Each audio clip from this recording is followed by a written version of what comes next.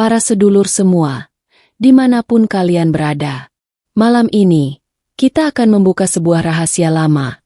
Rahasia yang tidak semua orang Pahing tahu. Bahkan banyak yang menjalani hidupnya tanpa sadar bahwa dirinya menyimpan kunci rezeki langit. Jika Anda lahir weton Pahing atau memiliki pasangan, orang tua, atau anak weton Pahing, maka jangan tinggalkan video ini. Karena apa yang akan saya sampaikan bukan mitos sembarangan, melainkan petuah primbon kuno yang selama ini disimpan rapat oleh para leluhur. Dalam kitab primbon Jawa kuno, weton Pahing tidak pernah disebut sebagai weton biasa. Ia tidak dipuji secara terang-terangan, namun disimpan dalam kalimat-kalimat samar, seolah para leluhur sengaja tidak ingin semua orang mengetahui rahasianya. Pahing adalah weton berunsur api dan besi. Api yang tidak meledak, tetapi terus menyala di dalam besi yang tidak berkilau, namun kuat menahan tekanan. Orang yang lahir pada weton Pahing sering menjalani hidup dengan jalan yang berbeda dari kebanyakan orang. Sejak kecil, mereka terbiasa berjuang lebih keras, jarang dimanja keadaan, dan sering merasa hidup kok begini-begini saja. Namun primbon menegaskan satu hal penting. Sing abot uripe, biasane sing gede isine. Artinya, yang hidupnya berat, biasanya menyimpan takdir besar. Weton Pahing bukan weton yang rezekinya langsung jatuh dari langit. Ia justru sering mengalami usaha yang hampir jadi, tapi gagal di ujung. Peluang yang datang, lalu menghilang. Kerja keras yang tidak langsung dihargai. Bagi orang lain, ini terlihat seperti kesialan, namun bagi primbon, ini adalah proses penguatan batin. Karena rezeki Pahing tidak boleh dipegang oleh jiwa yang rapuh. Api Pahing ini unik, jika terlalu cepat diberi keberuntungan besar, maka api itu akan membakar dirinya sendiri. Maka langit menahannya, mendinginkannya, hingga waktunya tepat. Itulah sebabnya banyak weton Pahing yang sukses setelah usia matang, naik derajat setelah jatuh berkali-kali, kaya setelah lama hidup pas-pasan. Primbon bahkan menyebut Pahing sebagai geni kang dipendem Gusti, api yang sengaja disembunyikan Tuhan. Orang Pahing sering tidak sadar bahwa ucapannya mengandung daya sugesti. Apa yang ia keluhkan sering menjadi kenyataan. Apa yang ia doakan dalam hati pelan-pelan terjadi. Namun disinilah ujiannya. Jika Pahing terlalu sering mengeluh, api itu berubah menjadi panas yang merusak rezeki. Namun jika Pahing mampu bersabar, api itu berubah menjadi cahaya penuntun rezeki. Karena sejatinya, Pahing bukan ditakdirkan menjadi orang kecil selamanya. Ia hanya tidak boleh melompat sebelum kuat berdiri. Para leluhur percaya, ketika weton Pahing sudah cukup matang secara batin, maka langit akan membuka satu jalur khusus. Rezekinya tidak datang dari satu arah, tetapi mengalir dari banyak pintu. Usaha yang dulu sepi mendadak ramai. Orang yang dulu meremehkan tiba-tiba mendekat, dan kehidupan yang dulu berat, perlahan menjadi lapang. Namun semua itu berawal dari bab ini. Api di dalam diri Pahing. Jika api ini dijaga, maka ia akan menjadi pelita rezeki yang menembus langit. Jika api ini disia-siakan, maka Pahing akan terus merasa lelah tanpa tahu sebabnya. Dan hanya sedikit orang Pahing yang benar-benar menyadari bahwa dirinya sedang disiapkan untuk sesuatu yang jauh lebih besar. Dalam primbon Jawa, ada satu kalimat yang jarang dibacakan dengan lantang, karena maknanya terlalu dalam bagi orang yang belum siap memahami. Rezekine Pahing ora liwat rame, nanging liwat sepi. Artinya, rezeki weton Pahing tidak pernah turun melalui jalan yang ramai, melainkan melalui jalan sunyi. Inilah rahasia yang hanya diketahui oleh sedikit orang. Banyak weton Pahing yang merasa hidupnya selalu berada di belakang, bukan karena kalah, tetapi karena jalannya memang berbeda. Saat orang lain sukses karena relasi, naik karena popularitas, kaya karena sorotan, Pahing justru bekerja dalam diam, berjuang tanpa tepuk tangan, membangun sesuatu yang tidak banyak orang lihat, dan justru disitulah kunci rezekinya disimpan. Primbon menjelaskan, weton Pahing tidak cocok hidup di keramaian yang penuh iri dan dengki.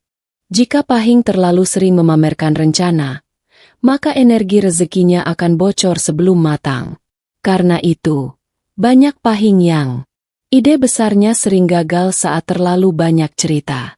Usahanya justru lancar saat tidak diumumkan. Rezekinya datang tiba-tiba, tanpa tanda. Orang luar mengira itu keberuntungan mendadak, padahal Primbon menyebutnya sebagai hasil dari kesunyian yang panjang. Jalan sunyi ini bukan berarti hidup tanpa orang, melainkan hidup tanpa kegaduhan. Pahing sering dipertemukan dengan peluang kecil tapi berulang. Orang-orang sederhana namun tulus. Kesempatan yang terlihat sepele tapi berumur panjang. Dan anehnya, rezeki Pahing sering muncul justru saat ia hampir menyerah. Ia merasa sendirian. Ia berhenti berharap pada manusia. Primbon menyebut fase ini sebagai wayah rezeki mlebu saka lawang kang ora katon. Rezeki masuk dari pintu yang tidak terlihat. Itulah sebabnya banyak Pahing yang sukses tanpa banyak cerita masa lalu, kaya tanpa pamer proses, tiba-tiba mapan tanpa sejarah viral. Karena prosesnya terjadi di ruang sunyi antara dirinya dan langit. Namun jalan sunyi ini juga ujian berat. Tidak semua Pahing sanggup menjalaninya. Banyak yang gugur di tengah jalan karena merasa hidupnya tidak adil. Iri melihat kesuksesan orang lain. Tergoda untuk ikut jalan ramai yang bukan jalannya. Primbon mengingatkan, yen Pahing metu saka sepi, rezekine bakal kesasar. Jika Pahing meninggalkan kesunyiannya, maka rezekinya justru kehilangan arah. Kesunyian inilah yang membentuk kekuatan batin Pahing. Di sanalah ia belajar menahan ego, menyaring keinginan, dan mengenali mana rezeki sejati, mana jebakan. Dan ketika Pahing sudah cukup kuat berjalan sendirian, langit mulai mempertemukannya dengan rezeki yang tidak bisa direbut orang lain. Karena rezeki Pahing bukan untuk diperebutkan, melainkan dititipkan. Hanya sedikit orang yang tahu rahasia ini, dan lebih sedikit lagi yang mampu bertahan sampai akhirnya. Dalam Primbon Jawa, ada satu peringatan yang selalu ditujukan khusus untuk weton Pahing, bukan tentang orang lain, bukan tentang santet, guna-guna, atau iri dengki dari luar, tetapi tentang musuh yang paling sering menggagalkan rezeki Pahing, dirinya sendiri. Primbon menyebutkan, rezekine Pahing kerep mandheg, dudu merga wong liya, nanging merga atine dewe durung siap. Artinya, rezeki Pahing sering tertahan bukan karena keadaan, melainkan karena hati dan pikirannya sendiri belum siap menampungnya. Weton Pahing dianugerahi api batin yang kuat, namun api ini bisa menjadi dua hal, cahaya penuntun, atau panas yang membakar dari dalam.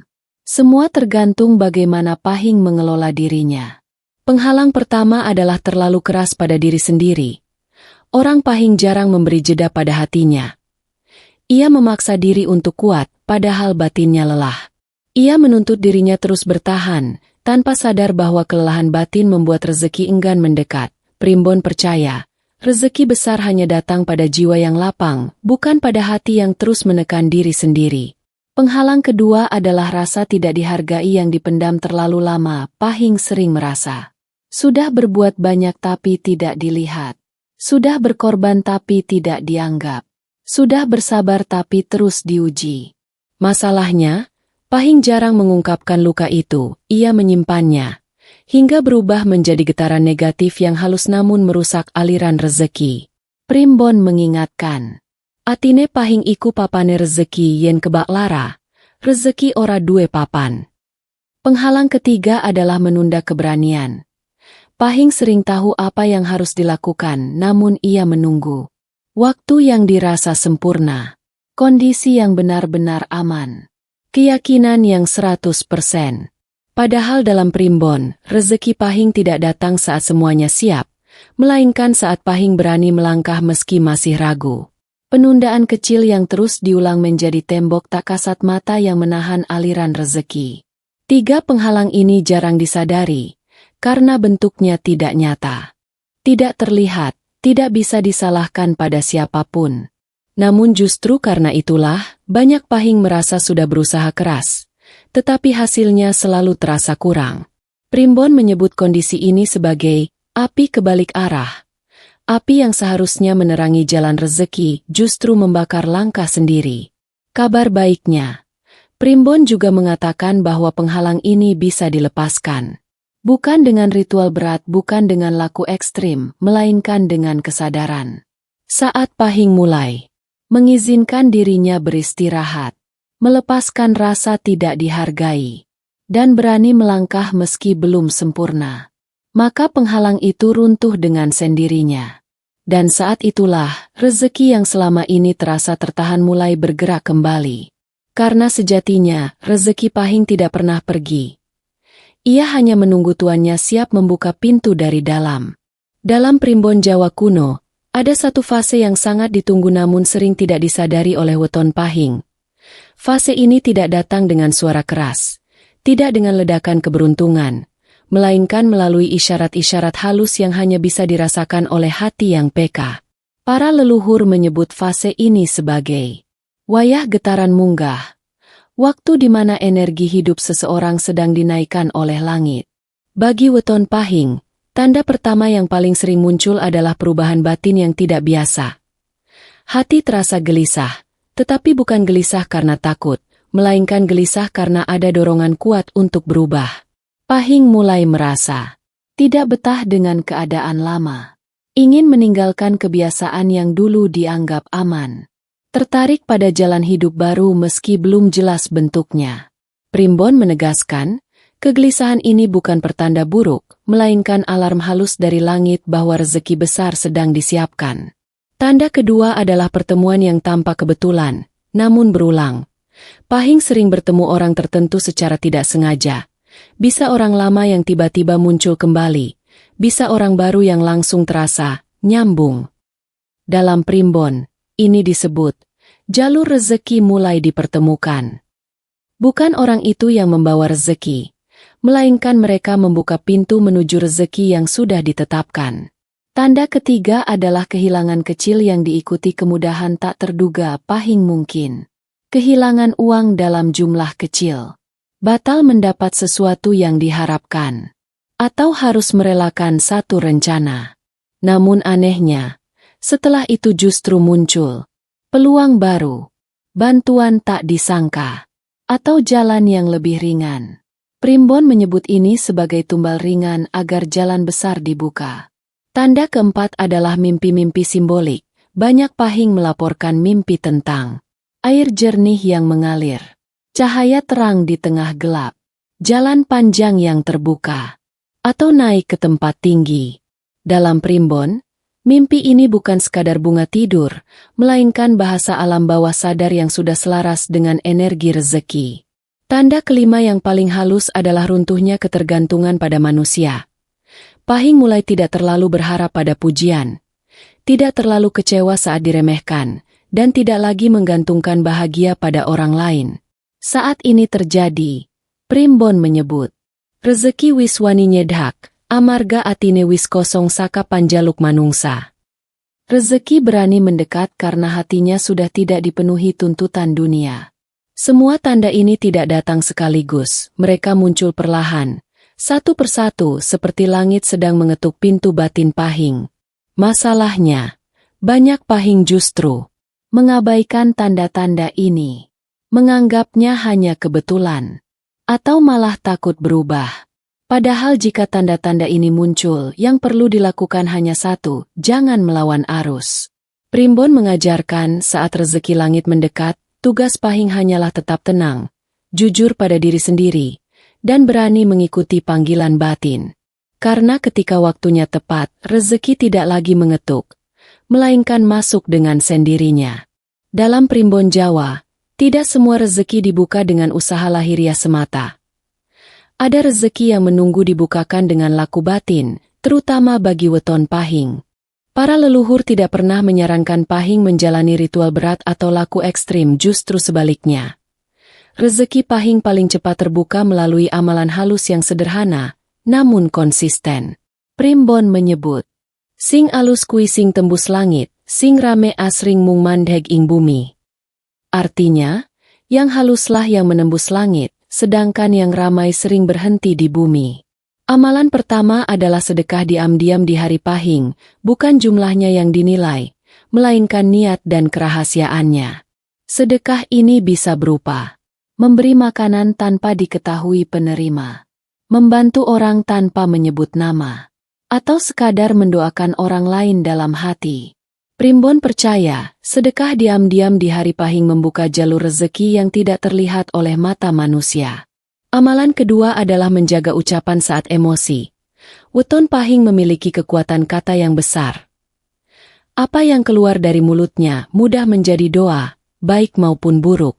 Banyak rezeki Pahing terpotong bukan karena kurang usaha, melainkan karena ucapan sendiri saat marah, kecewa, atau lelah. Primbon menasihatkan, saat emosi datang lebih baik diam daripada berkata sembarangan. Karena satu kalimat negatif bisa menutup pintu yang sudah hampir terbuka. Amalan ketiga adalah menghormati orang tua dan leluhur. Ini adalah amalan paling tua dan paling kuat dalam primbon. Doa orang tua, restu leluhur, dan sikap hormat terhadap asal-usul adalah jalan tercepat rezeki Pahing menembus langit. Bahkan primbon menyebut, jika rezeki Pahing terasa mandek tanpa sebab jelas, maka yang perlu dicek bukan usahanya, melainkan hubungannya dengan orang tua dan keluarga. Amalan keempat yang jarang dibahas adalah merawat kesederhanaan hidup. Pahing tidak dianjurkan hidup berlebihan sebelum waktunya. Bukan berarti anti kekayaan, melainkan menjaga energi rezeki agar tidak bocor oleh gaya hidup. Semakin Pahing memaksakan kemewahan sebelum waktunya, semakin rezeki menjauh. Primbon menyebut fase ini sebagai ngenteni waktu gedhe. Amalan kelima adalah menyelaraskan niat dengan manfaat. Rezeki besar Pahing jarang datang hanya untuk diri sendiri. Biasanya rezeki itu menghidupi keluarga, membantu banyak orang, atau mengubah nasib satu garis keturunan. Jika niat Pahing hanya berhenti pada ingin kaya, rezeki akan tersendat. Namun jika niatnya berubah menjadi ingin bermanfaat, maka rezeki mengalir lebih cepat dari yang dibayangkan. Primbon menegaskan, amalan-amalan ini tidak bekerja dalam semalam. Namun siapapun Pahing yang menjalaninya dengan sabar, akan merasakan perubahan perlahan. Hidup terasa lebih ringan. Jalan rezeki terasa lebih jelas. Dan hati lebih tenang meski proses masih berjalan. Karena sejatinya, amalan halus bukan untuk memaksa rezeki datang, melainkan mempersiapkan diri agar pantas menerimanya. Dalam primbon Jawa, ada satu penegasan terakhir tentang weton Pahing yang tidak pernah disampaikan dengan suara keras. Bukan karena tidak penting, melainkan karena tidak semua orang siap menerimanya. Penegasan itu berbunyi, Pahing dudu kanggo urip cilik nganti tua. Artinya, Pahing tidak ditakdirkan hidup kecil sampai akhir usia. Namun jalan menuju takdir itu tidak lurus dan tidak cepat. Ia berliku, ia sunyi, dan seringkali membuat Pahing bertanya dalam hati, sampai kapan aku harus bertahan? Jawabannya sederhana, namun berat, sampai batinmu siap menampung yang besar. Primbon mengajarkan bahwa rezeki Pahing bukan hanya soal harta, melainkan perubahan garis hidup. Saat rezeki langit benar-benar turun, yang berubah bukan hanya dompet tetapi cara berpikir, posisi hidup, dan pengaruhnya terhadap orang lain. Banyak Pahing tidak menyadari bahwa dirinya sedang dipersiapkan menjadi penopang keluarga, penolong banyak orang, atau pembuka nasib baru bagi keturunannya. Itulah sebabnya ujian Pahing sering terasa tidak masuk akal, beban datang bertubi-tubi. Masalah muncul silih berganti. Namun Primbon menegaskan beban itu sebanding dengan daya tampung rezeki yang akan diberikan. Ketika Pahing sudah melewati fase terberatnya, maka perubahan datang dengan cara yang nyaris tidak disadari. Satu pintu terbuka, lalu pintu lain menyusul. Usaha yang dulu seret mulai bergerak, nama yang dulu diremehkan mulai diperhitungkan. Dan yang paling khas, Pahing naik tanpa menjatuhkan siapapun. Primbon menyebut ini sebagai diangkat tanpa rame. Tidak semua orang tahu prosesnya. Tidak semua orang menyaksikan perjuangannya. Namun hasilnya nyata dan bertahan lama. Di fase ini, Pahing justru diuji dengan hal yang berbeda, kesederhanaan hati. Karena saat rezeki sudah besar, godaan terbesar bukan kekurangan, melainkan lupa diri. Primbon memperingatkan, jika Pahing tetap eling, tetap rendah hati dan tetap ingat asal-usul, maka rezekinya mengalir sampai tua. Namun jika Pahing mulai sombong, melupakan orang tua dan memutus hubungan batin dengan leluhur, maka apa yang naik bisa turun dengan cepat. Bab terakhir ini bukan untuk menakut-nakuti, melainkan untuk meneguhkan bahwa jika Anda adalah weton Pahing dan selama ini hidup terasa berat, itu bukan tanda salah jalan. Itu tanda Anda sedang digembleng. Tidak semua orang diberi jalan sunyi, tidak semua orang diberi api batin, dan tidak semua orang dipercaya menampung rezeki besar. Jika sampai di titik ini Anda masih bertahan, masih belajar dan masih berusaha menjadi lebih baik, maka percayalah, rezeki Anda tidak berhenti di bumi. Ia sedang menunggu satu hal terakhir. Anda siap menerimanya dengan hati yang utuh. Dan saat itu tiba, Pahing tidak hanya mengubah hidupnya sendiri, tetapi mengubah cerita satu garis keturunan. Sedulur kabeh, jika apa yang barusan kita bahas terasa kena di hati, bukan kebetulan Anda sampai di video ini. Silakan tekan like, agar energi kebaikan dan ilmu ini semakin luas. Bagikan, share video ini kepada keluarga, sahabat, atau siapapun yang lahir weton Pahing, karena bisa jadi ini adalah pesan yang sedang mereka tunggu. Dan jangan lupa subscribe channel ini, karena masih banyak rahasia primbon, weton, dan rezeki langit yang belum saya buka ke permukaan. Ingat, ilmu yang bermanfaat akan kembali sebagai jalan kebaikan dan rezeki bagi kita semua. Salam Rahayu. Sampai bertemu di pembahasan selanjutnya.